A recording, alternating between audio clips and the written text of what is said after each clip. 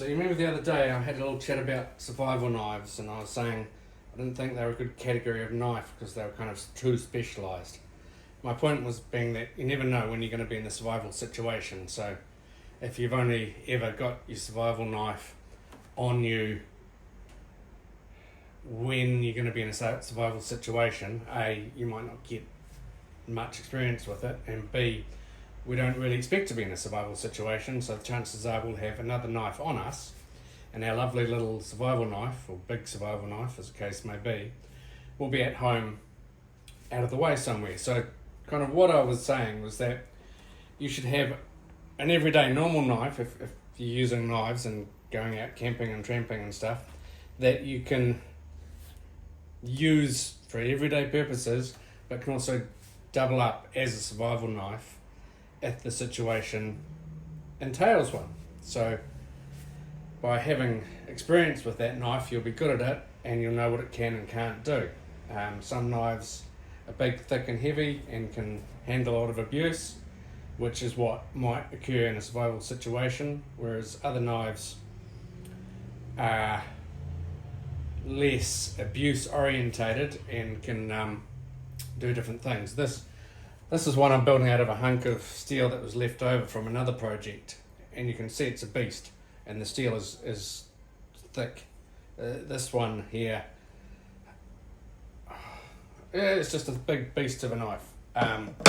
Is it too big to be an everyday knife? Maybe. Is it actually handy? I don't know, you haven't made it. I'm just playing around with the idea. But this is a classic example here. So small drop point blade, can be a hunter's knife. It's got a belly so you can skin with it. Comfortable in the hand. It's got a really good grip actually. It's G10 liners, G10 handle, copper pins.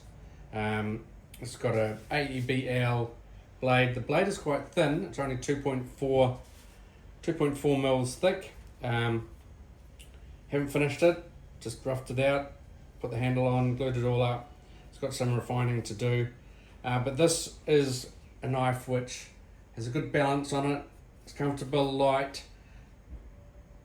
It's AEBL, it's tough steel, so you could quite comfortably batten with that.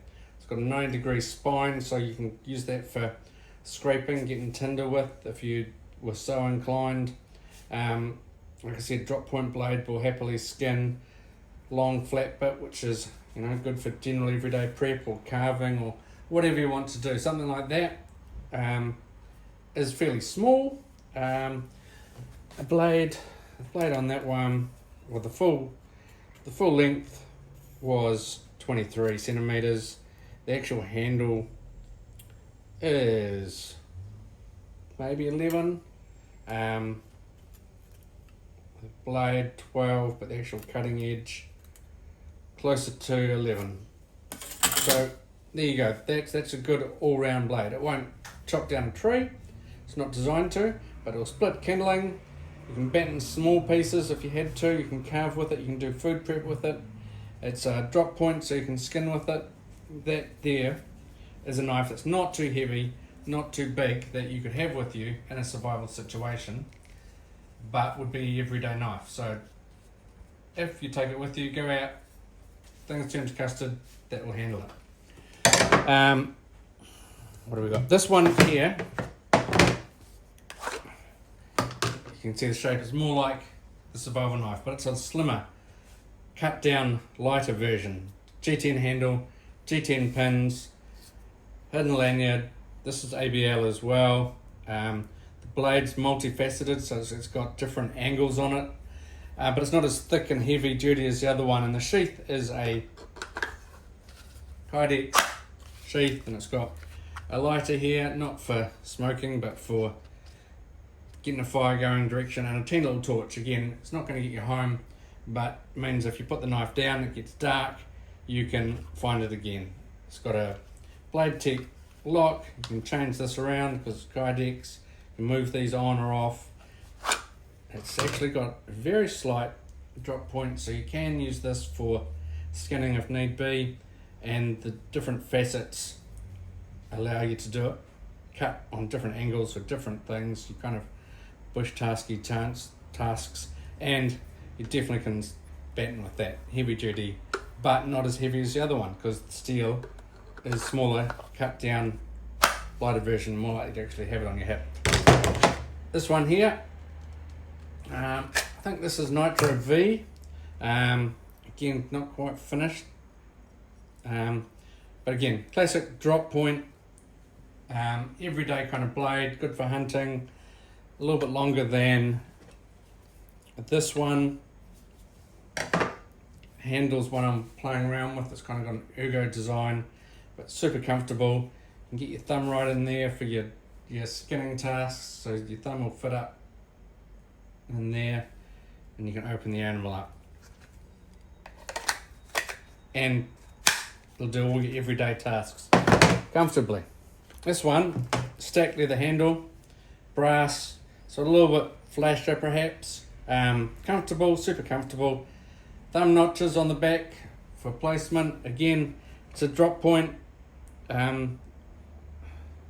This is again optimized for skinning, but could do all your other tasks as well. Steel on this one, I think, if I remember rightly, might be 01, so it'll need a little bit more maintenance. So probably not the best choice unless you care for it. But that's kind of what it is. There's leather and brass and things like that. So it's a blade that does need a little bit of care. But again, super useful. Could do everything you want with it. Yeah, you could batten with it.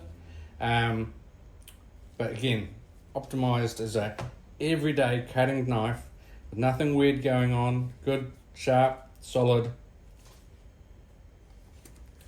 Now here's one that I've just had come back from a trip. The guy tested it for me. It's a new one I've just been playing with. That's why it's rough as guts.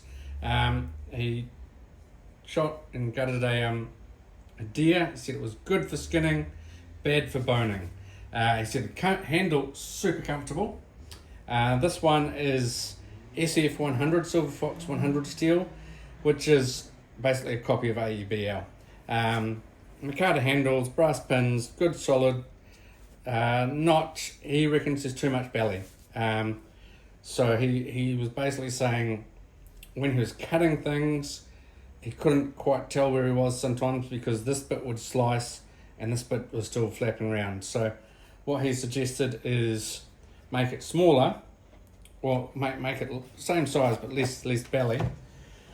So that's what I'm going to do with this one, which I haven't finished yet. So I'm going to kind of regrind this slightly so that it's less belly, more leaf-like, and maybe give him this one to give it a test again. But again, this kind of blade, really comfortable handle. You use it for everyday slicing, dicing, doing everyday work with.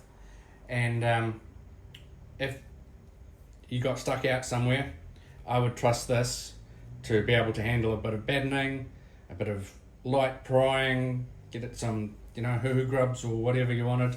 Bit of bushwork, and again, would also be a really good kindling gathering when you're out hunting. This is the knife you got. This will do all your food prep, this will do your kitchen prep, this will do kindling, gathering, a little bit of firewood, a little bit of splitting. But being a knife that you've got with you all the time, because it's not too heavy, not too big, not too weird, means that this could be a good survival knife. The other ones I've got, they're more purpose for survival, but like I said, the big blades, the heavy blades, they're kind of not the greatest all-rounder blades, whereas a good everyday sort of camping, tramping, hunting, skinning knife can also do double duty as a survival blade if your life depended on it. Might not be ideal for it, but it's probably better than taking a survival knife and trying to make that into your hunting and skinning knife. Yeah, so that's just kind of where I was getting at my thoughts. And like I said, got to change the profile on this one to fit the circumstances more. So it's good. You take a knife, send it out to someone who's going to use it. They come back with a bit of feedback. Oh yeah, I didn't think of it like that. It's good to know. And so I'll take this back, and because I haven't finished it yet, I will be able to change the shape on it very carefully so I don't muck up the heat treat, and send it out and see if that solves the issues that he had with the other one. Yeah. Anyway, just a couple of thoughts. Have a great day. Cheers.